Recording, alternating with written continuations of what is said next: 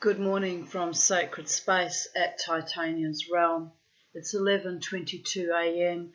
on the 2nd of October 2024, and I'm kind of seething with rage because my iPhone storage blipped us off halfway through part one of this video, of my video.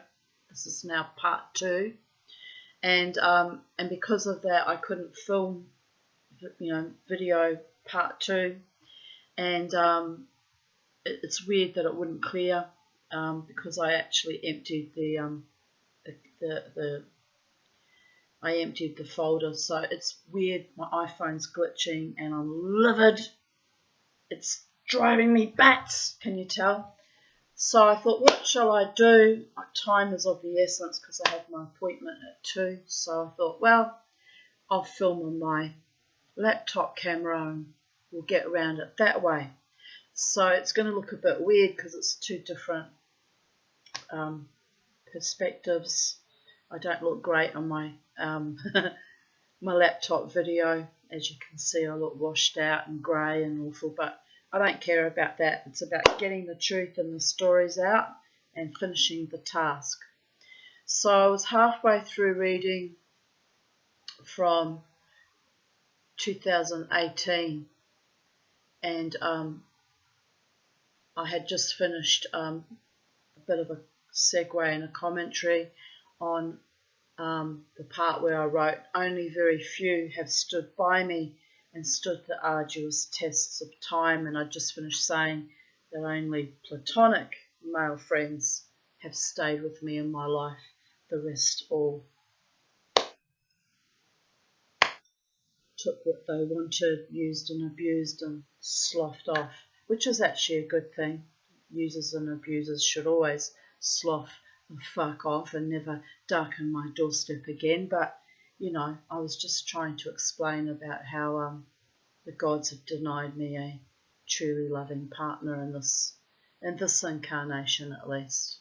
Who knows how many others. It's a scary thought when you think about it. Must not think about it. Anyway, I continue reading. I am still healing at 53 years of age. Try now 59 and a half. I'll be 59 and a half on the 12th of October. You kind of have to laugh about that. How I measure my life in halves like a child, am I right? But if you had the life I had, every day is an astonishing miracle that I'm even still alive. So I measure my life in moments sometimes. Some of the greatest moments of my life were a split second too. So there is that. Just, you have to honour your walk on planet Earth. That's all I have to say about that. Even the good, the bad, the indifferent, and the downright nitty and gritty at times. But anyway, I continue writing, still trying to find my locus amidst the hocus-pocus, pockmarked desecration of what should have been a beautiful life for me. But I hold on with tormented determination. Where there is my life, there is hope and mana. And mana is a Māori word which means power. And if nothing else, I live only as proof to the younger survivors that there is always another way. Don't be me. I have failed at every aspect of my life, and my whole body cries with the despair of it. But soon I hope to fly free over the mountains and across the sea. But in the meantime, we dance, and astonishingly, 8 months later, I almost did die in that surgery in 25th of June 2019. So I was already kind of being prescient there, almost intuiting that I was about to die. And but in the meantime, I got vomited back to earth and I keep dancing, babies. That's all I know how to do. Wrest joy out of a life that was cruel and sadistic and tortured and tormented most of the time. I mean, I have my good days and my bad days, but, I love it when my friends rejoice for me for the good days and the good times. May there be many more to come, my darlings. We all deserve to enjoy that much. I have 3 more sleeps and days of resting, then ecstatic dance on Friday. Looking forward to my shamanic tribal body venting. If I am not too exhausted after, I will still go to the casino, although dancing for 6 hours last Friday nearly killed me, so I will be gentle with myself. The exercise is great, but it puts me into nervous breakdown mode for the next 4 to 5 days, so that aspect is not lovely. Not lovely at all. This is what happens when a Mustang Quay, wild horsewoman in the Ojibwa language, pushes her chronic fatigued, traumatized body beyond the realms of ordinary mortal existence. But I love the dance. I love how my spirit workers come to me afterwards or during in the zone. I am in the unusual position of not having to work, so I can sleep and recover all week if I need to. Sometimes it takes 5 days to recover from a wild shamanic dance. I pour out a lot of energy, both physical, mental because I'm often under attack by fucking demonic hell-ridden imps and drunks and their assorted henchwomen, and spiritual because part of the reason why I continuously dance, even though it fucking kills me, is part of it is as a healing modality for myself spiritually and mentally, and sometimes for others. My life, my choices, my body, my spirit, neshama. 2nd of October 2017. So grateful for the rain. It has stopped already. Please, sir, madam, may we have some more? 2nd of October 2016. My hay fever, sneezing, running nose settled down while at shul. Isn't that ironic? I was sick as a dog. I get there, it all froze up. This will be a post-traumatic response to all the monstrous enemies I have about me at any given time. Oh dear goddess.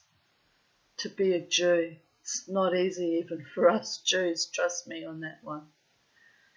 Gotta shake it off sometimes. Shake it off like a wet dog. Are you ready? But happy Rosh Hashanah tonight, babies, for the sake of heaven. I walked back in the house and it's like a whirlpool of snot just opened up inside my head. Ugh! I must have something in my garden that is unsettling my delicate inflammatory response, like a delicate little flowering bundle of shock, but happy thoughts. Thanks to Sally for the deliciously awesome English breakfast tea, and oh my God and goddess, so much chocolate. To you, my darling one. I got home, tore open the tea bags, and the tea is just heavenly. Hugs, saving the chocolate for savouring later. We have been to, this is in 2016. Did I say that? Yes. We have been to the dam. The air is sweet, but alas exacerbated my allergies.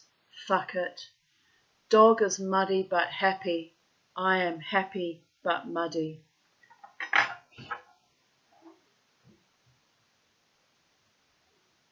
My beautiful Beauregard.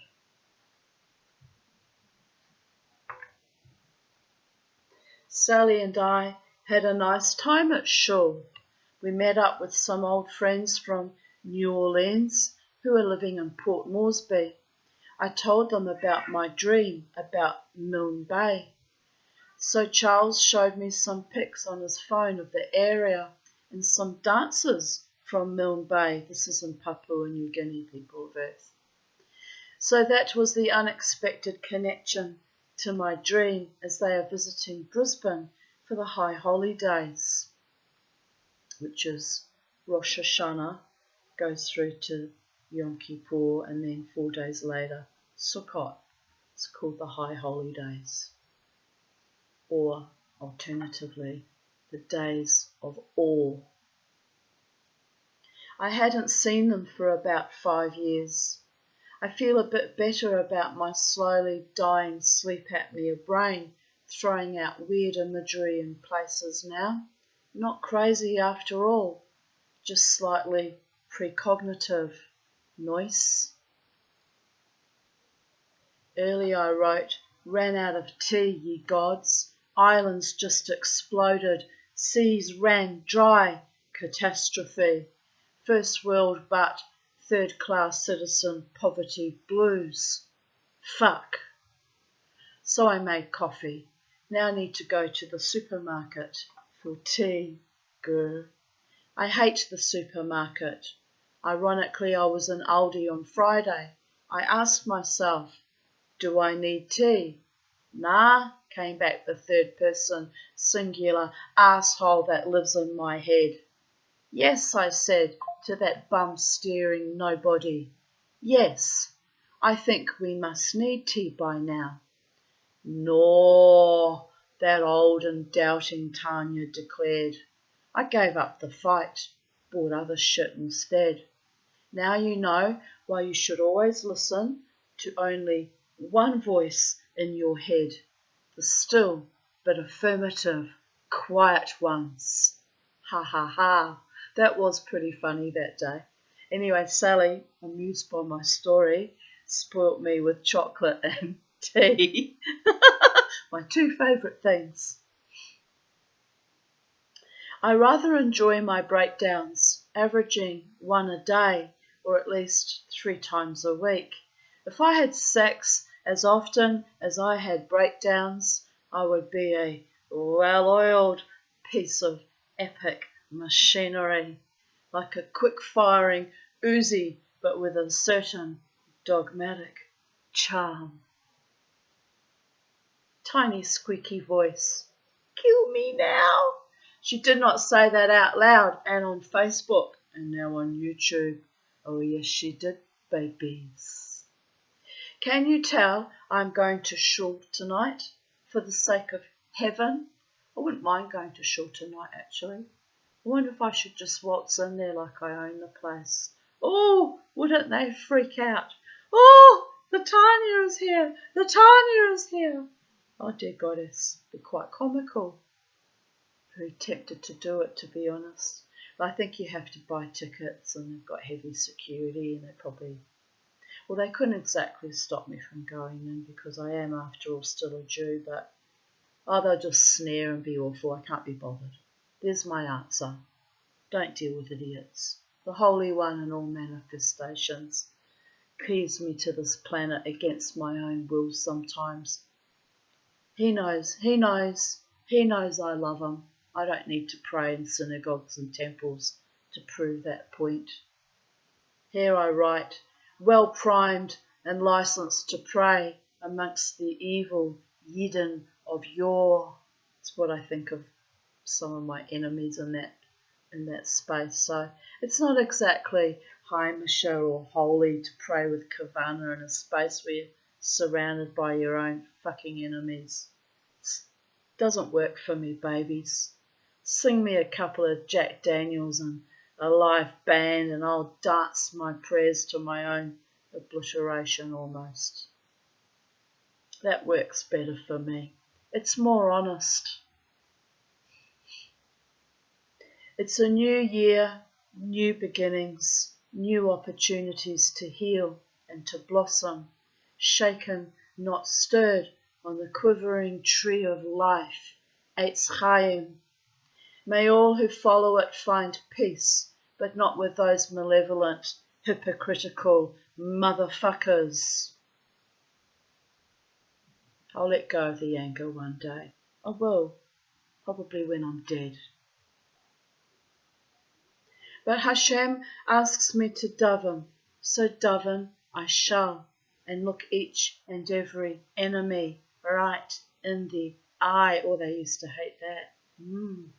They can't stand the Tanya in her full power and fury and courage and determination to pray to her God. Oh, they don't like that. Oh, they'd like to burn me, some of them still.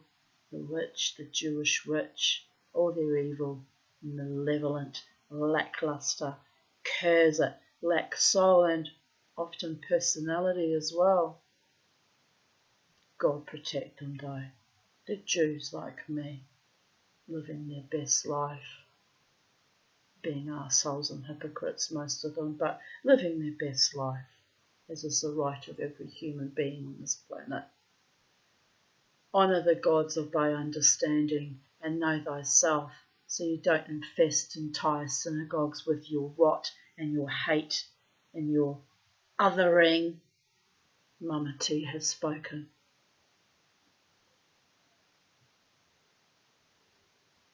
But Hashem asks me to daven, so daven I shall. To daven means to pray. And look each and every enemy right in the eye. I have done no wrong, and they know whom they stand before. Actually, I don't think they really do. I don't even know why they're in shul praying half the time. A lot of them even told me they don't believe in God. It's a weird anomaly that you can be Jewish and an atheist at the same time. Very weird anomaly.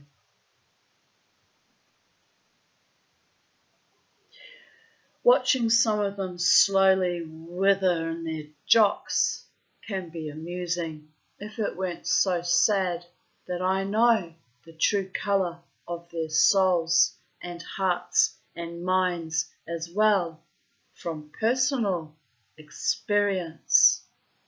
It is hard not to vomit a little in my mouth when they touch the Torah or get aliyot indeed. But God watches and waits, and she or he sends me in for an occasional paradigmical cosmological shift. I am as unholy as any of those ignoble sociopathic fuckers, but I don't go around destroying other people. Morals, ethics, dignity, they should try that sometime. Maybe this year, the holiest time of the year. Maybe they'll finally grow some morals, ethics and dignity. Maybe courage too. Courage to include the Tanya with honour and grace and respect. Used to happen on occasion. It did. But by and large, it was like pulling out arrows every time I'd go to pray. Pulling them out of me and bleeding it out and go home exhausted. Well, I am a shaman. It's what I do. Fight between life and death, between love and hate, between apathy and indifference, between passion and fury, and tikkun olam, rectification in the Holy One's name, by the grace of all the gods. Oh, the irony. Only Mama T can achieve that with her wild witchy ways, and her courage and her power. Blessed be my beautiful ones, my beautiful souls, my beloved ones, who understand what it is I am putting down. Laughing out loud, just realised I have been drinking wine, 'cause too broke to afford Jack Daniels, and smoking cigars all week, channeling my gods as I do. Here I write, channeling my warrior inner man as the high holy days almost always triggers my trauma issues, which is interesting because this year, instead of being triggered, I've been looking forward to it, like something the most wonderful things are going to manifest for me this year, for me and my people in all the world. So mote it be. That and being friended by the daughter of the vile, putrid, saggy-breasted hag that slandered me 27 years ago, accusing me of being a Nazi, really upset me. It was fucking creepy as fuck. Why would you do that? The mother had no intention of saying sorry, by the way, so why would you do that? She caused 27 years of abuse from within the Brisbane Jewish community. The real reason? Envy. I was young and pretty, had a freehold home, and was well respected. That was my crime, babies, my real crime, my only crime. Now that evil piece of shit wants to advocate for survivors of domestic violence, herself an abusive, slanderous narcopath. Here's looking at you, Pam. No, I have not forgotten, even after all these many years. 35 years, I have not forgotten. And I pray before all the gods there will still be a rectification. She is not safe to be advocating for any freshly damaged or vulnerable women and their children. Ask me how I know. She went out of her way to destroy me and my children, who were only babies at the time and still bore the brunt of her vilification into their young adulthood. They even tried to cancel Crystal's bat mitzvah out of sheer spite.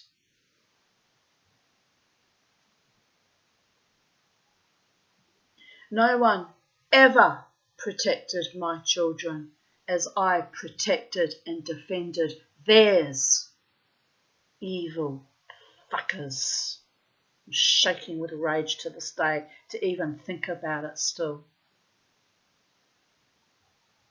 I told the daughter, Sonia, I told the daughter that I hold her blameless as she was a child, but I would like an apology from her mother, one I never received, by the way. That's the calibre of that woman, a coward and a dog to this day. As if that cowardly cur could woman up and do that. Indeed. I should have sued her and Temple Shalom. My rabbi, who fought with me side by side, begged me not to, and in that he did me a lot of harm actually, because they treated me like I was a Nazi right up to the current time, when I was not and never have been a Nazi. Do you think of the millions of dollars I could have got in compensation? Maybe lived in Byron Bay with my beautiful man by my side by now. But some things are not about money. So my rabbi had a point there. Some things come down to a question of soul.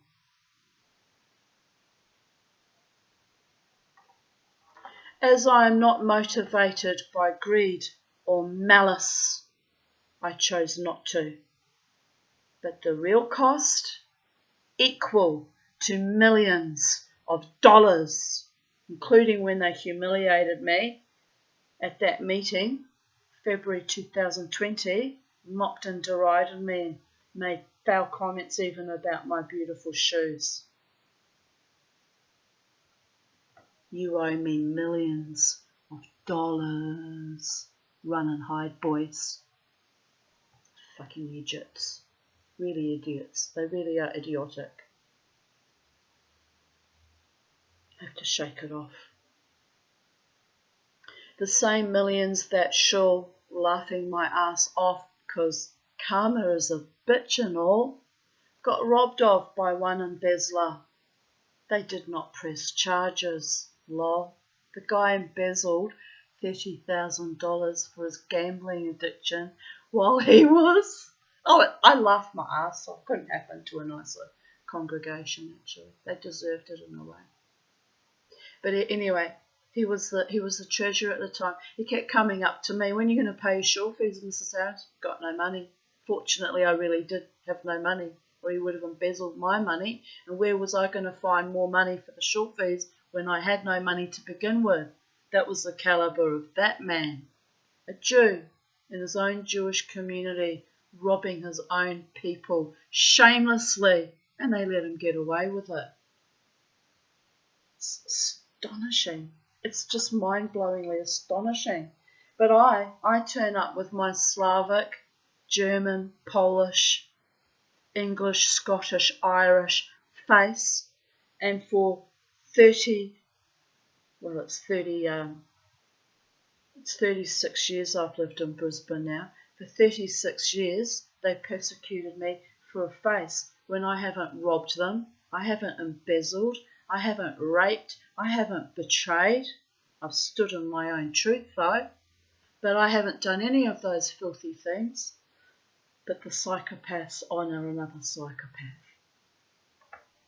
And later, a psychopath who single-handedly destroyed Beit Knesset and drove many Jewish families away, not just the ones he expunged. Happy Rosh Hashanah, by the way, you motherfuckers. Honestly, you don't have to worry, people of Earth, about the anti-Semitism destroying Jews from the outside. You have to worry about what they do to themselves from the inside. Living with their own othering and hate and greed and corruption, and it's like a pestilent weeping sore without end. When will it end? I don't know. I removed myself. I couldn't stand by idly and watch the devolution anymore. It was just too ugly and putrid, pulling arrows out every time I went to pray. Honestly, too much. Then I did think about going down to the temple down in the Surfers Paradise there, you know. But what were they doing that upset me?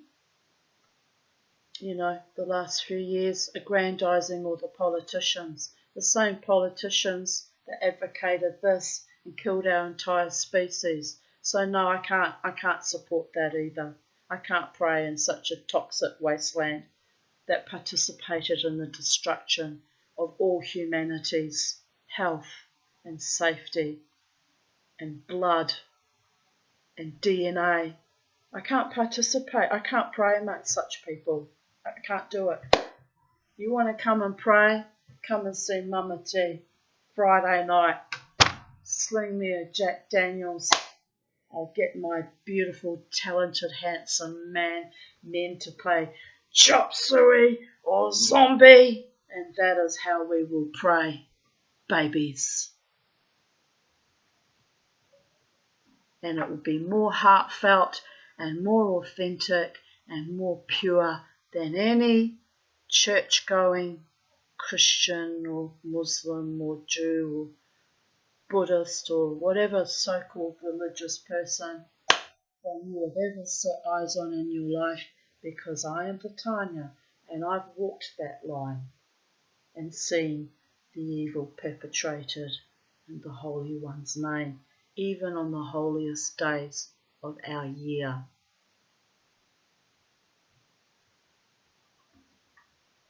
Continue writing.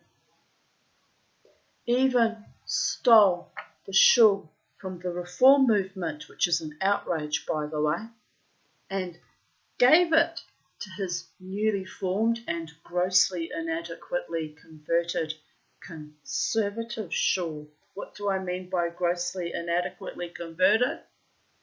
He took in an entire church of former charismatic Christians that randomly decided, I don't know why, probably they were worried about the end of the world and the apocalypse, to convert to Judaism. So now that entire shul is populated by, and no judgment, I'm a convert too.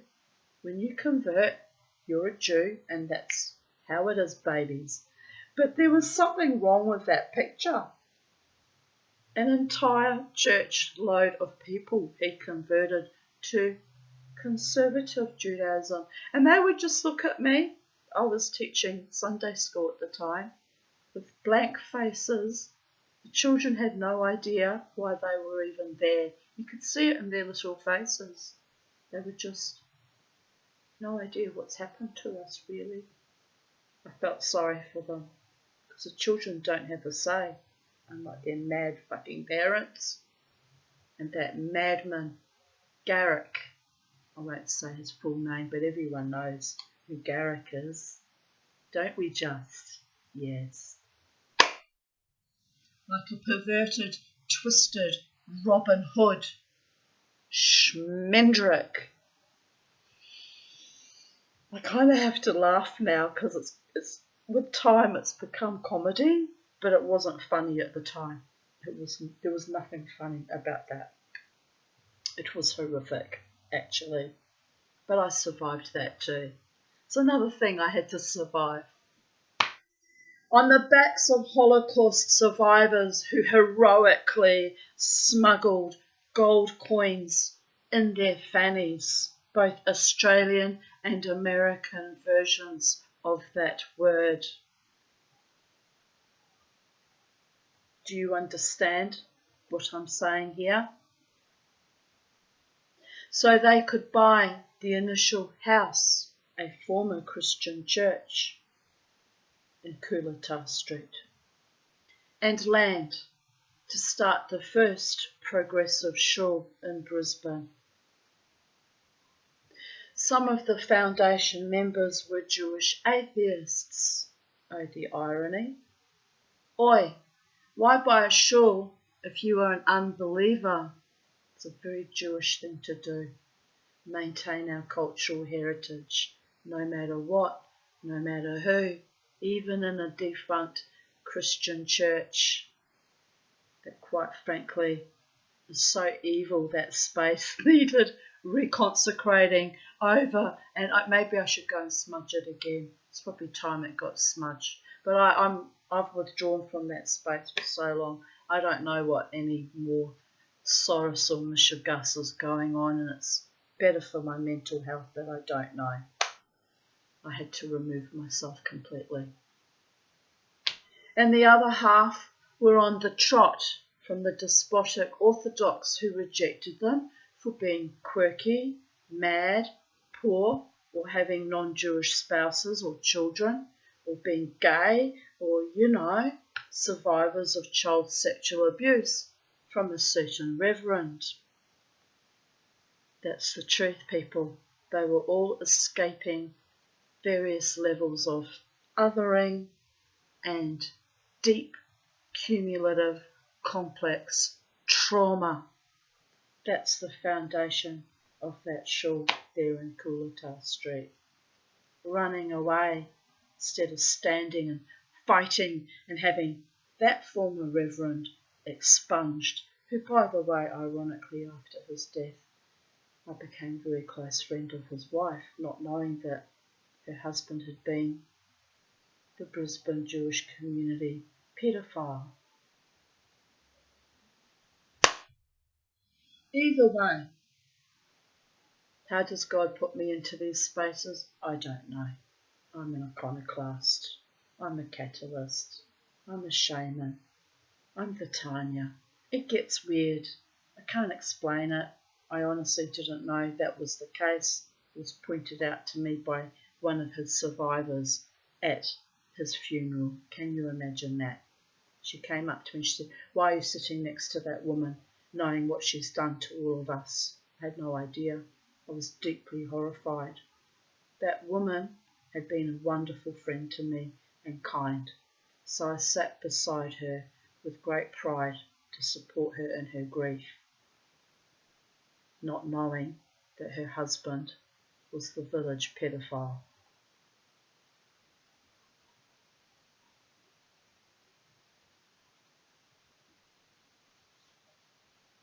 Either way, a Dybbuk resided in that roof, and nothing good came through those doors or out of it without being tainted by the evil ley lines of Brisbane, which subverts and corrupts every shul and church and temple, and probably mosques as well, although, I can't speak about our Islamic community, but I know everything else got tainted here.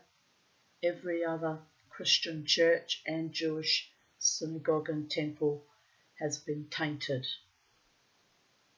Why that is, I don't know. It must be, as I said, something to do with the ley lines here. In this place. One time, they sent a handyman up in the roof of Beit Knesset, who was a friend of mine actually. He quipped, "Dybbuk really is in the roof," paraphrasing my expression of the Dybbuk being in the roof.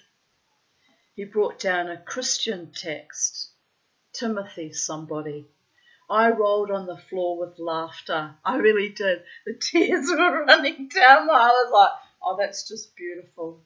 Timothy was guarding that place and they did not know it. Oh, it's only one God, so I don't have any problem with it, but I just found that deeply, profoundly amusing. There you go. Timmy! Timmy! Did the fuckers ever consecrate this building or this land to Hashem? I believe I was at a consecration service when they had renovated the building on the 20-year anniversary. They still hadn't cleaned up the attic though, so they can't have done a very good bloody job of it. Maybe Timothy appeared later, maybe some demon planted it there. Makes you wonder, doesn't it? But whomever consecrated it in the first place, as by then the rot had set in, ? It does not benefit a congregation to persecute young, angry Jewish women and their families. The karma continues to this day. I did not deserve the evil shit they did to me and mine. No, I did not. I really didn't. I came from New Zealand in good faith, went to pray, raised my daughters as Jews, did all the right things, and it all turned ugly. It does not benefit a I've read that. I paid a high price for being young. I was 23 when I arrived here. Fresh and a bit zealous, with my rose-coloured glasses, being freshly converted. Well, I converted when I was 19, just before my marriage actually. So I wasn't completely freshly converted. I'd been, a Jew for about 4 years, but they didn't take that into account either. Oh, how I wanted to believe in the goodness of my fellow congregants. Oh, how I lived in denial for so long until I took to my bed and could barely get up. 20 years a zombie. Strangled by several Jewish Israeli men. Too piss weak to kill me even when I begged the last one, David Davidson, to finish the job. So they killed me in other ways. Then had the chutzpah to knock on the Tanya's door on their backslide into heaven. Ha ha. Now I ask myself, why would anyone want to be a Jew? It's not an easy path. It never was, or very likely never will be. In this paradisical hellhole of a town, anywhere. It was a constant question asked of me when I first converted. Why? Why would anyone want to be Jewish? Why? They would come and ask me. Often Holocaust survivors do. Why, Tanya? Why are you doing this to yourself? Why? I would look at them in absolute astonishment, not understanding the enormity of that why. I found out though, didn't I, when I came to Brisbane. I thought it highly abusive and strange, but now I find myself asking the same question. Why be Jewish? Human, alive, if not now, when?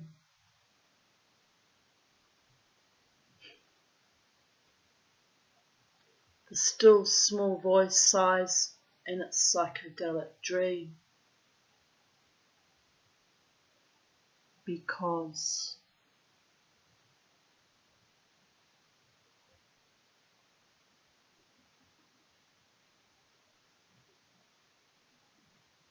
Ha ha, that evil Schmendrick I mentioned once got smashed, meaning really, really drunk, at a party given by my beloved German rabbi and his wife.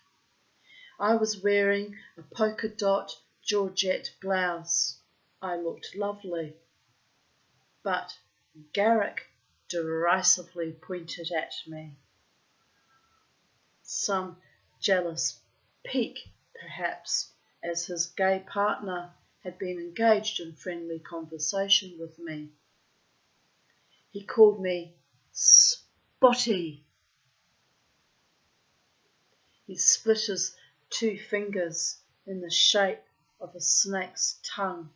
What a fitting projection of his. I was greatly amused, or actually bemused. I think he was a Freemason as well. Anyway, I mean, no, not casting aspersions on Freemasons, but he was a fucking idiot. He really was a dangerous idiot. He yells out, I curse you with the gypsy curses of my mother. I threw my head back, laughed derisively. I still have to laugh to this day. Stupid, megalomaniac, drunk people. Love it.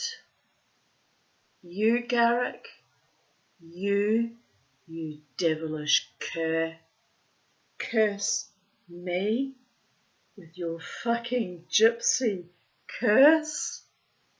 Ha ha ha ha ha ha. Off I went, screaming with laughter I was. Even my rabbi looked at me like a bit shocked, because they don't know my background in those days, did they? They know it now, but in those days they had no fucking idea who they were actually dealing with their viciousness and their slanders and their othering.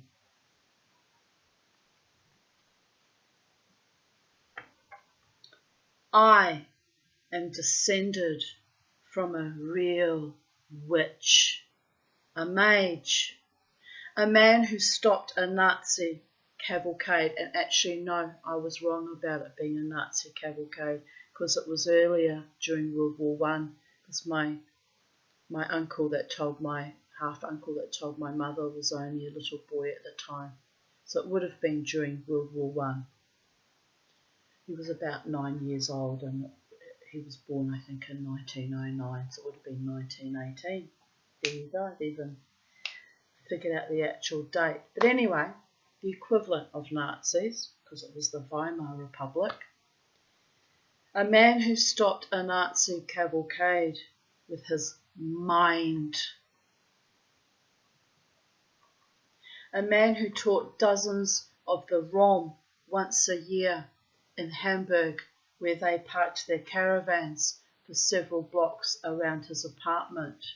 Pre-war days, of course, as the Rom were exterminated along with us Jews. Yes, they were tragically exterminated. Go ahead, curse me, I dare you. It will rebound on you to the power of 10. I should know, having lived an accursed life from birth, the power of the 10, that karmic debts befit the children to the 7th generation. So the fuck dropped his hand, quivered slightly, sat down. Shut up, Spotty. I will show you, Spotty. My rabbi, or Garrick's partner, must have ripped it up him, meaning they told him off about his rude and bad behaviour, by the way. He rang me the next day to apologise. I accepted it. Drunks and their stupidity is not worthy of a long, cold war. Ha ha. Should not have accepted it because here I write. But his abuse continued, unabated. Narcopaths never change. No, they do not, babies. You can only go no contact with them because they are that malevolent and that evil and that sick and that twisted and that dangerous. And how do I know? My mother and my half-sister and my younger daughter are narcopaths. No contact. It's the only way to survive them. They wreak so much damage in your life that you end up on a disability pension, broke and broken, and unable to find real love, like a curse for the rest of your life, through no fault of your own.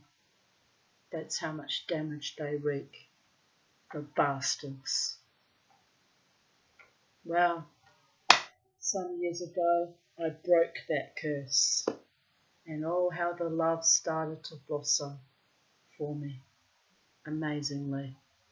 But I still can't bring one home to Mama T, because the love is real, but it's not available. So the curse is not completely broken, but we're well on our way, babies. Speaking my truth, holding my truth sacred each and every day, living my truth, being my truth, dancing my truth, and loving my truth, and those who love me back wholeheartedly, authentically, powerfully, graciously, by the grace of all our gods and the ancestors who love us. Real loves, real ones, devoted, true, kind, honouring, affectionate, loyal. If I enter into a sexual partnership again, faithful too. Or why settle for less? I did it already. Laughing my ass off, I was lying in bed messaging with Sally when Beauregard decided he wanted my full attention. He eyeballed me to indicate this. I smiled and nodded, but kept texting. He knew I was still texting as he heard the bleeps of Sally's responses. So he lay across my face, snuggled rather strategically across my neck and covered my eyes with his head, smiling happily and smugly, lovingly stymied by a love terrorist. My little Beauregard. I remember that vividly. That's why I'm getting emotional. Such a sweet boy he was. His love was real. A little bit OTT at times, but at least it was real. I shoved him off, but told him, yeah, give me a few seconds. So he set me a baleful stare, but good-humouredly did it again.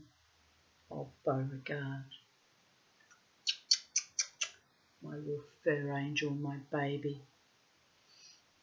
Even dogs hate technology and know when they are being ignored. Imagine how our young children feel. Have you thought about that?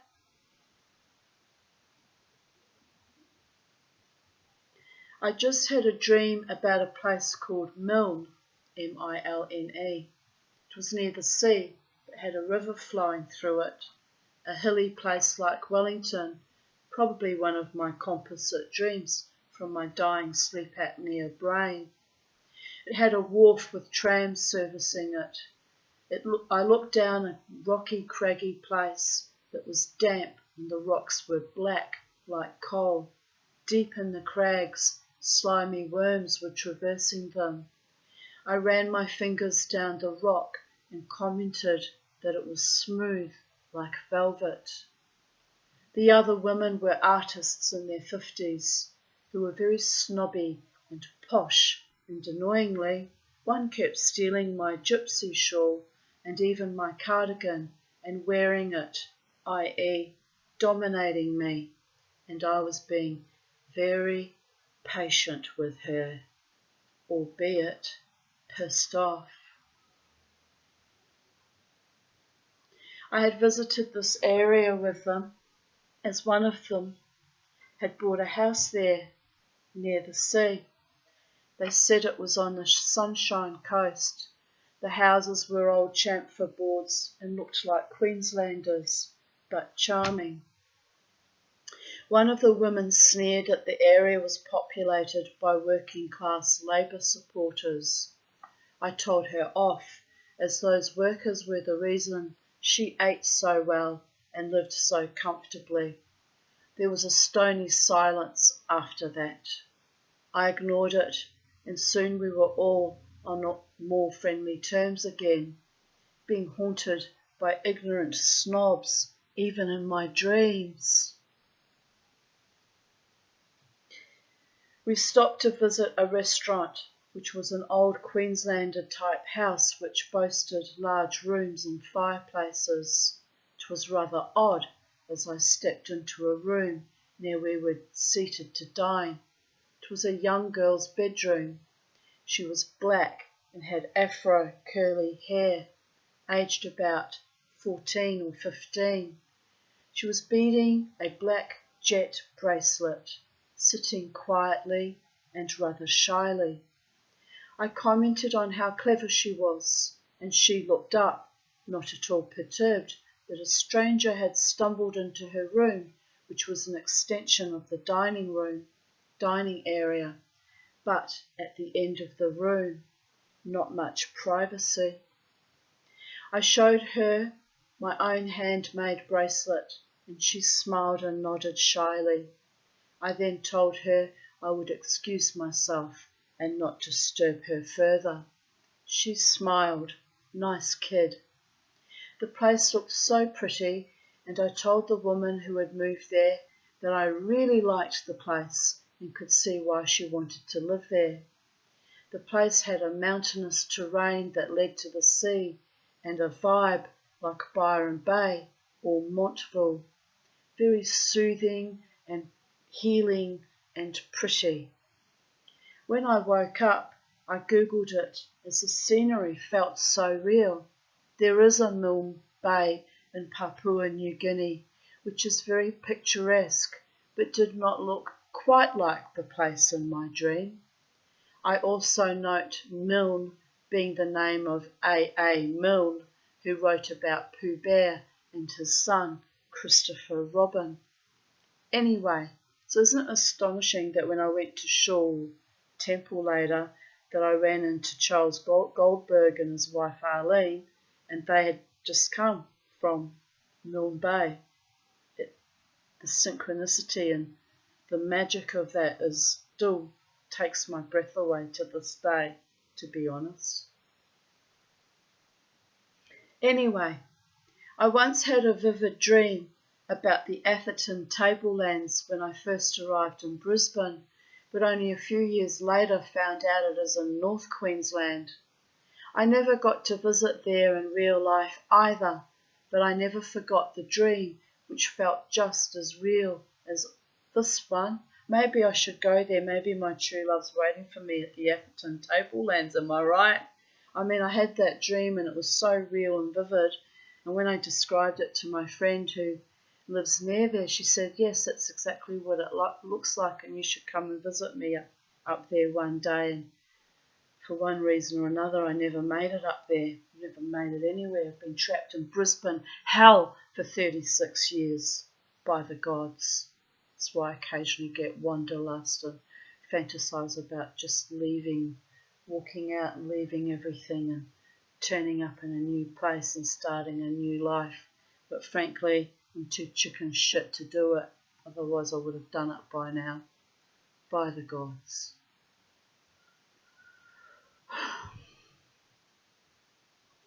Funny how my mind takes me on holidays as my situation, dire poverty, precludes me from any actual travel, laughing out loud. I feel a Byron Bay visit coming on, especially now the weather is lovely again. Yes, I need to do that soon. I crave that Zen vibe, being by the sea, surrounded by beauty. Gorgeous day. Mr. Crow just had a delightful bath in Bobo's little swimming pool. Happy bird now. And here's a beautiful photo that my friend Jared Nielsen took of me in 2014, putting on makeup, preparing to go out for my wild, shamanic, tempestuous, defiant, rebellious, resilient, wild, gorgeous, carefree, freedom-loving dance. Although in those days it would have been at the casino. Possibly still Irish Murphys too, because I stopped dancing there in February 2015. But anywho, it's a wonderful photo, I love that. Laughing out loud. Jared took it a few months ago without telling me. It's kind of interesting how men find us squishing our faces as we put on makeup so fascinating. And my friend Roscoe Conti, who was the security guard at Irish Murphys and a wonderful friend to me actually, wrote, "Thought you might be polishing your halo there, but clicked on the pic. Makeup, I see." Lol, Roscoe, my halo slipped. It's there, but you can't see it. It's like the rest of me, a bit wonky. He replied, "But when it's all together, look out." He knew me well. And I replied, "Yuppers, hell hath no fury, like a dark angel with her halo on. Straight. For real. By the way, we all miss you at the pub, especially me." Then I replied, "Really? Well, what work will you do instead? You are a great security guard with genuine love and respect for people and the wisdom to understand us traumatized ones and worked well with us."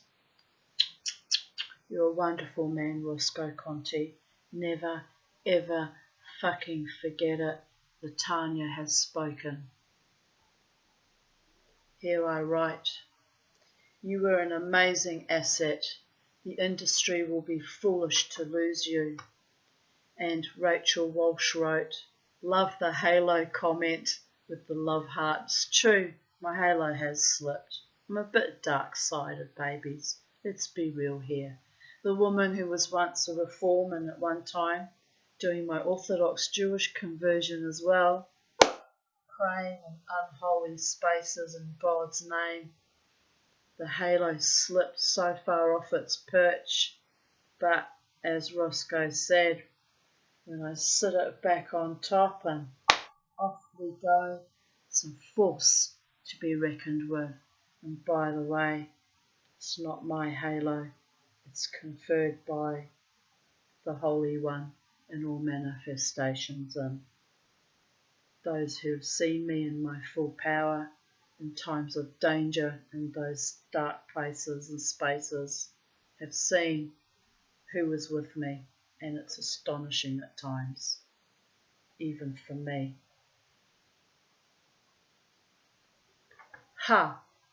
Watching TV, just as Steve shared my... Who the hell is Steve? Oh, I remember now. Just as Steve shared my 1111 link, they start talking about Miss Phillips, my maiden name. It threw me for a moment. Synchronicity at work. I bought a Transvaal Diamond Syndicate shirt. I will need to get Crystal to vamp it up a bit. I wanted it off the shoulder. Can't wait to wear it. Oh, I loved that shirt. It was awesome. Had a woman in a skeleton, sugar skull skeleton, with a big Mexican sombrero, smoking a cigar. Oh, I wore that shirt to death. It was great artwork. Thank you, Christian Trihorn, and your beautiful wife, and the rest of the guys on Transvaal Diamond Syndicate. You're awesome and you rock, babies. Sitting, smoking a wee Willem cigar, channeling my pop or Papa Legba. No rum for my tum, pondering who and what will come into my life next, and praying for happy, loving times with someone special. Oh, bless 2014. By the gods. Me, myself and I, lol. I think it is time I went to Byron for a day in my Zen zone. I went to Kapalaba and bought grain for my girls. I also bought borax and sulfate of potash. It's a beautiful day, so I am now home in my hammock feeling tired and drained as I was up until 4 a.m. painting the cases and gluing stuff on. It's slow progress as I do it late at night while watching TV, but it takes my mind off things. It's been a hurdy-gurdy month with lots of weird synchronicities and the end of a friendship today. I've reached a point in my life where people who consistently let me down cannot be in my life. I have grown tired of breathing life into dead-end, toxic relationships. I want to enjoy life with happy, genuine people. It is that simple. Another one bites the dust, sad but inevitable. Paid back the money, all clear, moving on. Trigger warning, losing my religion and gaining my spirituality whilst retaining my culture. Weird but shamanic as usual. Tomorrow night is Kol Nidre. This was back in 2014. Erev Yom Kippur. Snuck up on me. I wish all my observant friends Gemar Chatima Tova be well over the fast. A heavily potent spiritual day. I used to fully observe it, and I would even get sick from the fasting, and I remember feeling spiritually elevated during the fast in Kadima days as davening, praying with others who loved Hashem and each other as a real, albeit small community, was such a beautiful experience. How it should be, am I right? To my former Kadima congregants. Tomorrow night I will be a heathen for the first time in my adult life, 10 years ago by the gods. I will abstain from sex, that is easy as I am single, and I will probably abstain from food, but my davening will be supercharged in dancing and spending quality time with Karen. Some of my most spiritually elevated experiences have been out dancing and spending time chatting to homeless people and eccentrics.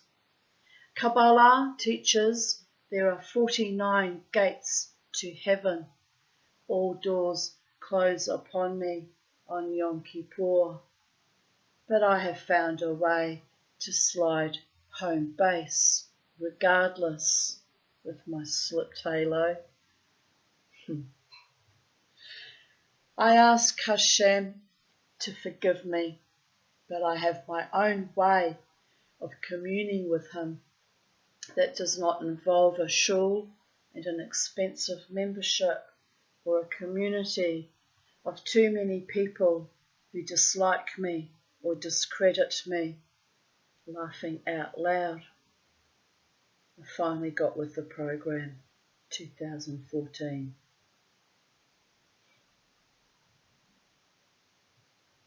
Funny old world. I am still a Jew, but I am also a wise woman, a Viking, and a member of the Wolf Totem clan. Everything and everyone belongs in my belief system. Yes, they do. Sally Castle wrote, I hope I'm not included in that summary of the Shul Tanya. Gema Chatima Tova. Kiss. Of course not, Sally. I speak of the old guard who, with Harry's death, reverted to treating me with utter contempt. So, fuck him. Oops, sinful again. Forgive my vernacular berserker expression. My Viking slipped. Every now and then she slips along with my halo. There's a halo hanging off my four-poster bed. I love that song. I've got the melody playing through my head. Got to think of the title for that song so I can add it to my song references at the end of this video. There's a halo hanging off my four. No, that's not the tune. Well, anyway, some of you know the one. It's playing in the back of my mind. I just can't think of how the words go. Anyway, that's why I'm not a musician, babies. Can't remember shit. Had too many near deaths as a child. My brain got rewired. Who is playing tonight at Irish Murphy's? I'm thinking about going in. So I was indeed still going to Irish Murphy's in the day. Shelley Legal wrote, burst, I think, lol. I replied, okay, cool. And Woody Woodman, who must have been on my friends list at the time, to you, Woody, wrote, Burstar, Friday night. He'd know since he plays the bass in Burst. I think he plays bass. Anyway, it's his band. Yes, hun, coming in with Karen tomorrow night, even though it is the eve of Day of Atonement. Oh, that's a big them's fighting words going out on the eve, on Erev Yom Kippur, which is, that was an act against all the gods, by the gods, for the gods, of the gods, and yet I did it, babies. Gewalt. 99.9% heathen now, gods and goddesses, and the Holy One, forgive me. And yet somehow, I think he did, the Holy One, forgive me. Certainly won't let me die and leave this planet. The following year I pulled that stunt, didn't I? Wow, I was done with all the evil from my former Jewish community. Majorly done. Anyway, here I continue. I posted a meme. A real man gives his lady the attention she deserves, gives her all of his love, calls her beautiful, and treats her like a queen. Yes, he does. Maybe I'll find one like that one day, who loves me that much. Could happen. Stranger things have been known to happen, like fucking surviving my own suicide attempt. But I'm glad I'm alive. 9 years later, I'm glad I'm alive. I've had beautiful men as friends, blow me kisses and hug me and play songs for me and treat me with kindness. You know who you are. Woody as well. I supported his band for many years. I'm thinking about going on Thursdays because he plays at the Brooklyn Standard on Thursday nights. But I'm still too tired. I'm still passing out my energy and reserving it for the Friday night dance, which last weekend I didn't make it at all. I thought about going Saturday and I was still too tired, so I missed my opportunity to dance last weekend. But if I'm well enough on Friday, Alter Egos are playing this Friday, and yeah. But Woody, I'm coming, baby. When I feel a bit more energised and motivated, I'm going to come and support you on Thursday nights as well as Friday nights. I've decided, I've thought about it and I've decided. I just need to get stronger in my body and meridians and build up more energy. But love you all. I love you all. Never forget that. Mama T's love is forever. Sometimes some of you wish it wasn't. You wish you could get rid of me, but Mama's love is forever. Never forget that. It's a powerful thing. I've even discovered the power of it myself recently. Realised it's probably why the gods preclude me from having a true loving partner, because that love has to be channeled in other ways that are more helpful to more than just one soul, by the way. I do get drained though. Even Scott worried about me being drained when I poured some heavy, intense healing power in my dance for our beautiful Judy. And to be fair, I did get offended at Scott telling me that I could take a week off because he knows how much I expend my energy, because as much as he meant well and was a loving, kind thing to say, no man controls what I do or how much energy I expend or who I expend it on. So I gave him a bit of a look, and I think he got a bit upset actually. But, do not ever try to tame or control or dominate Britannia. I love you, and I love you forever, all of you, all of the guys in the bands, and Ness and Ramjet. I love you all forever. It's a given. But don't dominate or control me, and we'll get along fine like peas and potatoes. I mean, you have to laugh. I mean, look what happened to Garrick when he tried to curse me with his gypsy curse, calling me spotty, trying to dominate me. Please. I've got a long history of arcing up against that. I don't care what culture or religion someone comes from. You treat me as an equal or get out of my fucking way. Simples.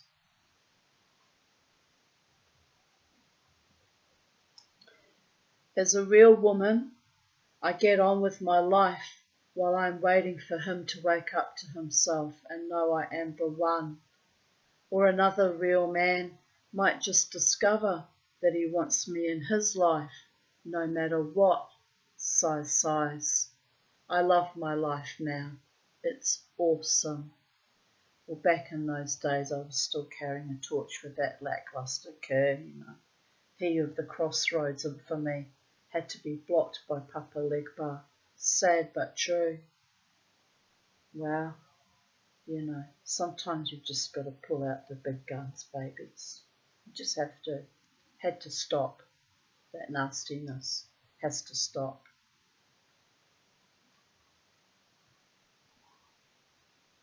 Second of October 2012. I've got chills, but not chills in a negative, hostile way, but just kind of waves flowing over me as if to say, yes, Tanya. And so it is, and so it always will be. We have your back. Thank you, angels and the voodoo gods, by the way. I'm grateful to you all for your benevolence towards this little one, fighting her way through life on planet Earth against so much evil that even my blood runs cold to think of it. I try not to think of it, by the way. But there was a lot. If you've been paying attention in the last 12 months to my journal entries, you get why I am the way I am today, what I fought back from, and why I incorporate many, many gods now for protection if necessary, or for healing, or for knowledge, or for enhancement in some way that might be needed when I'm very, very ill and don't think I can get through another day. Someone always comes to me. Of that I have perfect faith. Someone, capital S, manifested as other entities. Here's my little cookie outside. Oh, I meant to show you with my phone. Forgot I'm filming on my laptop. He's a beautiful bird. Yes, many someones in all forms they take. Blessed be.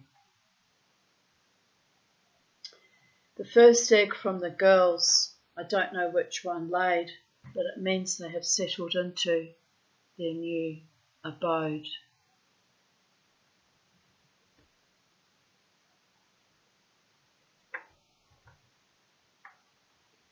Not well, had an afternoon nap, then went to midnight noodles with Jared, which perked me up a bit.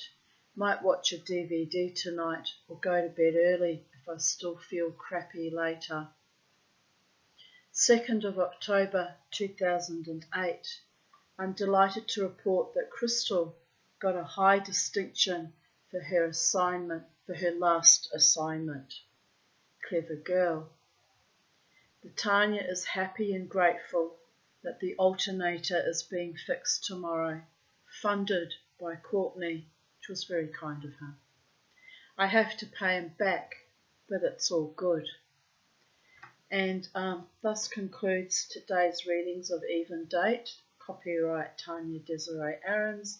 It's been intense, it's been powerful, it's been soul innovating, it's been a reminder of why I'm a shoeless, congregationless, lost and lonely Jew, living my heathenish, witchy lifestyles, because that's how I pray now.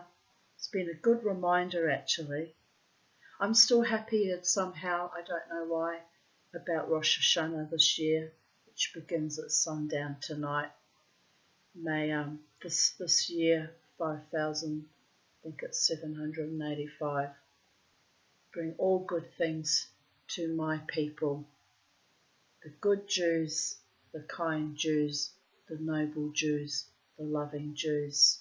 who are together co-creating with the rest of humanity to build a better society for us all. Tikkun Olam.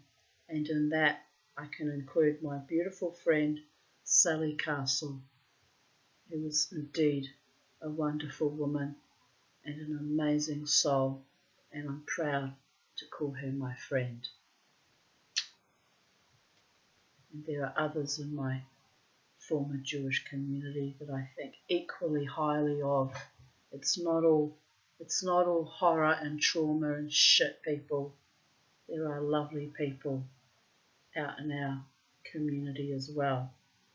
Unfortunately, a lot of them didn't have the courage to stand with the Tanya as Sally demonstrated over many years. So thank you, Sally, just for that alone. And let us not ever forget your immense generosity to me also. Goddess bless you always and forever. I love you. And on that note, bye for now. Love to all, regardless of race, creed, religion, culture, all my fellow humans. Some of you are, well, it is what it is. Some of you are amazing creators and givers and lovers and builders and musicians and artists and architects. Hell, there might even be a few good lawyers out there amongst you, but don't get me started on lawyers. But anyway, the human spirit and its resilience to overcome all obstacles is a magical and powerful thing. And how do I know? You're looking at one, baby. Bye for now.